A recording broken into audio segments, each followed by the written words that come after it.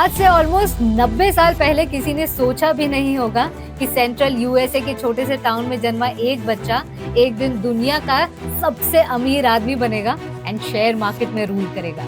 जी हाँ, नाम तो आपने भी गेस कर लिया होगा, वॉरेन बफेट, जिनका आज के डेट में टोटल वर्थ 11,990 करोड़ डॉलर का है। इतना तो म्यांमार एंड केनिया जैसे कंट्रीज का जीडीपी भी नहीं है, बट इतने ह्यूज अमाउंट का वेल्थ इन्होंने बनाया कैसे? आपको जान के काफी हैरानी होगी कि मिस्टर बफे ने सिर्फ 11 साल की उम्र में अपना पहला स्टॉक खरीदा था और महज 13 साल की उम्र में अपना पहला टैक्स रिटर्न फाइल किया था।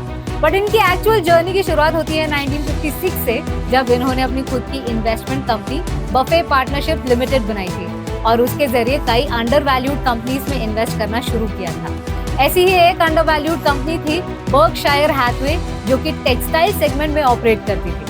इस कंपनी में बफे का पहला इन्वेस्टमेंट 1962 में हुआ था और फिर 1965 के आते आते इसमें उनका मेजॉरिटी स्टेक हो गया था और फिर 1965 से शुरू होती है द ओरेकल ऑफ ओमाहा बनने की कहानी। बफे ने हैथवे में कंट्रोल लेने के बाद इस कंपनी को अपना प्राइमरी इन्वेस्टमेंट व्हीकल बनाया और उसके जरिए कई और कंपनीज को अक्वायर किया, जिसमें कुछ बड़े नाम भी निकल के आते हैं, जैसे कि इंश्योरर गाइको, बैटरी मेकर ड्यूरासेल और restaurant chain dairy queen. Well, ये तो थी मिस्टर बफे के ऊपर ब्रीफ इंट्रोडक्शन। अब आगे जानते हैं कि इन्होंने किन फिलॉसफीज को यूज करके इतना बड़ा एम्पायर बनाया। वॉरेन बफे की इन्वेस्टमेंट फिलॉसफी और स्ट्रैटेजी काफी सिंपल है एंड इसे समझने के लिए आपको फाइनेंस एक्सपर्ट होने की जरूरत बिल्कुल भी नहीं है। इन्होंने अपनी इन्वेस्टमेंट स्ट्रैटेजी के कुछ कोर टेनेट्स बनाए हैं जो इन्हें हर कंपनी को एनालाइज करने में मदद करते हैं। चलिए समझते हैं इन टेनेट्स को one by one. Business tenets. Warren Buffett सिर्फ उन्हीं बिजनेसेस में इन्वेस्ट करते हैं जिनको वो आसानी से समझ सकते हैं और जिनकी लॉन्ग टर्म ग्रोथ पोटेंशियल को। एग्जाम्पल के तौर पे आईटी इंडस्ट्री को ले लीजिए। जब अर्ली 2000s में .com बबल काफी जोरों शोरों में था, तो वॉरेन ने खुद को इस इंडस्ट्री से दूर रखा था। अब क्योंकि उस समय ये सेक्टर पूरी तरह से न्यू था, तो केवल गिने चुने लोगों को ही इस इंडस्ट्री की फंक्शनिंग का आइडिया था। आपको जानकर हैरानी होगी कि मिस्टर बफे ने अपना पहला आईटी इन्वेस्टमेंट 2016 में किया था एप्पल कंपनी में। उस वक्त ये स्टॉक $30 के अराउंड था, बट करंट में ये $196 पे ट्रेड कर रहा है। इस कंपनी में इन्वेस्ट करने की मेन वजह थी एप्पल के इनोवेटिव प्रोडक्ट्स और इनका कस्टमर सेंट्रिक अप्रोच। आज के डेट में एप्पल वॉरेन बफे का पोर्टफोलियो के अराउंड 50% है। इसी फिलॉसफी को यूज करते हुए वॉरेन बफे ने एक बड़ा इन्वेस्टमेंट और किया था कोका कोला में। इसमें इन्वेस्ट तो इन्होंने 1988 में फर्स्ट टाइम किया था, बट ये आज भी आपको इनके पोर्टफोलियो में दिखेगा। कोका कोला में इन्वेस्टमेंट की मेन वजह थी कंपनी का strong brand name, loyal customer base and global presence. Management tenets. आजकल का ट्रेंड है स्टार्टअप का। आए दिन नई नई कंपनीज रजिस्टर होती है, कुछ दिन तक ऑपरेट करती है और फिर major loss and then company shut down. इस फेलियर के पीछे की मेन वजह होती है इनएक्सपीरियंस्ड मैनेजमेंट। स्टॉक मार्केट में भी आपने ऐसी बहुत सी कंपनीज देखी होंगी जो वक्त के साथ कहीं गुम सी हो गई। एग्जाम्पल के तौर पे रिलायंस कम्युनिकेशंस को ले लीजिए, जिसने समय के साथ खुद के बिजनेस स्ट्रैटेजी को चेंज नहीं किया एंड आज इनका हाल देखिए। वॉरेन बफे की माने तो किसी भी कंपनी में इन्वेस्ट करने से पहले उस कंपनी के मैनेजमेंट टीम की जांच पड़ताल बहुत जरूरी है। आपको पता होना चाहिए कि मैनेजमेंट के एस्पिरेशंस क्या है, वो कितने ट्रांसपेरेंट है अपने फंक्शनिंग को लेकर एंड उन पे क्या कोई डिस्प्यूट तो नहीं है। वॉरेन बफे उन कंपनीज के मैनेजमेंट को इवैल्यूएट करते हैं जो अपने शेयर होल्डर्स के लिए वैल्यू क्रिएट करती हैं और जो अपने प्रॉफिट्स को री इन्वेस्ट करती हैं या डिविडेंड्स के रूप में डिस्ट्रीब्यूट करती है। उन्हें वो मैनेजमेंट पसंद है जो ट्रांसपेरेंट और ऑनेस्ट हो और जो अपनी गलतियों को माने। उनके पोर्टफोलियो में आपको ऐसी कोई भी कंपनी नहीं दिखेगी जिसके मैनेजमेंट का रेपुटेशन ग्रीडी या डिसऑनेस्ट है या जो अपनी स्ट्रैटेजी में इनोवेटिव नहीं है। Financial measures tenets. Next tenet mister Buffett का है फाइनेंशियल टेनेट। यहाँ वो रेफर करते हैं ऐसी कंपनीज को जिनका डेट काफी लो है but profit margin high and earnings growth consistent है। हालांकि सिर्फ यही 2-3 पैरामीटर्स इंपॉर्टेंट नहीं है इन्वेस्टमेंट के लिए।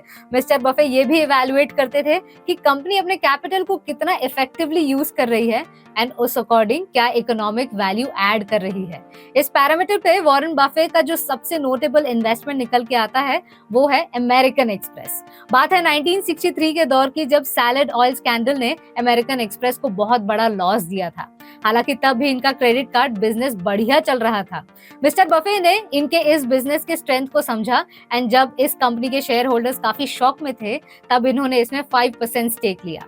आज वॉरेन बफे की अमेरिकन एक्सप्रेस में इन्वेस्टमेंट की वैल्यू है $23 billion. Value tenets. Warren Buffett ने अपने एंटायर करियर में मोस्टली उन्हीं कंपनीज में इन्वेस्ट किया है जिनका मार्केट प्राइस उनके इंट्रिंसिक वैल्यू से कम होते हैं। अगर आप नहीं जानते तो आपको बता दूं कि इंट्रिंसिक वैल्यू का मतलब होता है किसी भी कंपनी का रियल वर्थ, जो उसके फंडामेंटल्स से पता चलता है। फंडामेंटल्स में हर उस चीज को कंसिडर किया जाता है जिससे शेयर्स के प्राइस इंपैक्ट होते हैं, जैसे कि इकोनॉमिक कंडीशंस, इंडस्ट्री ट्रेंड या फिर कंपनी का फ्यूचर आउटलुक। अगर मार्केट प्राइस इंट्रिंसिक वैल्यू से कम है तो इट मींस वो कंपनी अंडर वैल्यूड है एंड ऐसी ही कंपनीज में वॉरेन बफे इन्वेस्ट करना पसंद करते हैं। मिस्टर बफे की इन्वेस्टमेंट स्ट्रैटेजी को अगर माने तो मार्केट में कोई भी स्टॉक अगर आपको ओवर वैल्यूड दिखे तो उससे डिस्टेंस बनाने में ही भलाई है। ये तो थे इनके इन्वेस्टमेंट स्ट्रैटेजी के 4 टेनेट्स। अब इनके कुछ फेमस लेसन्स को भी देख लेते हैं जो ये अक्सर कोट किया करते हैं। Invest for the long term. Warren Buffett ने अपने इन्वेस्टमेंट्स को हमेशा लॉन्ग टर्म पर्सपेक्टिव से देखा है और उन्हें होल्ड किया है। वो कभी भी मार्केट फ्लक्चुएशंस या शॉर्ट टर्म ट्रेंड से पैनिक नहीं हुए और अपने इंट्रिंसिक वैल्यू एनालिसिस पे भरोसा किया है। इनके इस स्ट्रैटेजी को फॉलो करने से आप खुद को कंपाउंडिंग के थ्रू रिटर्न्स अर्न करने का मौका दे सकते हैं। Be fearful when others are greedy and be greedy when others are fearful. Mister Buffett का ये भी मानना है कि आपको अक्सर मार्केट के सेंटिमेंट का उल्टा करना चाहिए। इनके अकॉर्डिंग अगर मार्केट में ज्यादा ऑप्टिमिज्म या ग्रीड हो तो आप कॉशियस हो जाइए, क्योंकि ऐसे में शेयर्स ओवर वैल्यूड हो सकते हैं। वहीं जब मार्केट में ज्यादा पेसिमिज्म या फियर हो तो थोड़ा कॉन्फिडेंट होके अच्छे कंपनीज में इन्वेस्ट करना स्टार्ट कर दें। Invest in yourself. Warren Buffett ने कहा है कि सबसे बेस्ट इन्वेस्टमेंट आप अपने आप में कर सकते हैं। आप अपनी स्किल्स, नॉलेज और पर्सनालिटी को इम्प्रूव करके अपने वैल्यू को बढ़ा सकते हैं। शेयर मार्केट में उतरने से पहले जरूरी है कि मार्केट की नॉलेज हो, जो कि आप किसी कोर्स, बुक या मेंटोर से गेन कर सकते हैं। तो ये था हमारा ब्रीफ वॉरेन बफे की स्ट्रैटेजी के ऊपर। कुछ और भी बड़े नाम हैं स्टॉक मार्केट की दुनिया में, जैसे Peter lynch, John Bogle and Benjamin Graham. अगर इनमें से किसी के भी इन्वेस्टमेंट सीक्रेट आप जानना चाहते हैं तो हमें कमेंट बॉक्स में जरूर बताएं।